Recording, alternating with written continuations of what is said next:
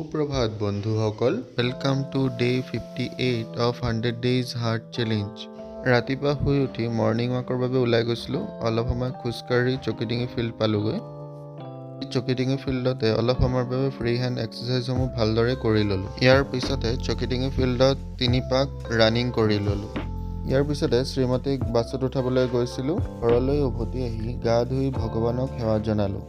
ইয়াৰ পিছতে morning breakfast কৰি ল'লোঁ আৰু বিদ্যালয়ৰ বাবে যাত্ৰা আৰম্ভ কৰিলোঁ। এয়া বিদ্যালয় পাঠদানৰ মুহূৰ্ত আৰু পাঠদানৰ মাজতে চাহ একাপ খালোঁ। দুপৰীয়া 12 বজাত ছাত্ৰ ছাত্ৰীসকলক মধ্যাহ্ন ভোজন দিয়া হৈছিলে আৰু এয়া ময়ো মধ্যাহ্ন ভোজন গ্ৰহণ কৰিলোঁ। দুপৰীয়া 12 বজাৰ পিছত সভা এখন দিয়া হৈছিল। সন্ধিয়া য়োগা ক্লাছলৈ গৈছিলোঁ। প্ৰায় এঘণ্টামান যোগাভ্যাস কৰি ল'লোঁ।